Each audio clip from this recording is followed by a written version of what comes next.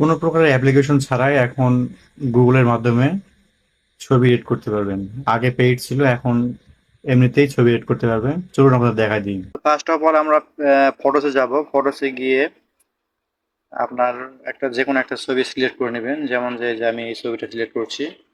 এরপরে এডিটে গেলাম। এডিটে গিয়ে এখানে অনেক অপশনগুলো আছে।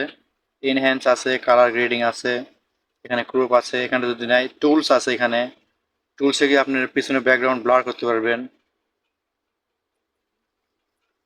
দেখেন পিছনে ব্যাকগ্রাউন্ড কিন্তু ব্লার হয়ে গেছে। নিচ থেকে আপনার সিলেক্ট করতে পারবেন যে কতটুকু ব্লার হলে আপনার ঠিক থাকবে। এটা গেল। তারপরে আপনার ম্যাজিক ইরেজার আছে, যেমন ধরেন যে শুট অন নেক্সট জেন 6 মোবাইলের লোগোটা আমি যদি এটা ইরেজ করতে চাই, সেখানে আমি ইরেজার অপশনে গেলাম। গিয়ে দেখেন খুব সহজ, এখান থেকে জাস্ট একটা টান দেবো, ওখান থেকে কিন্তু ওটা মুছে চলে যাবে।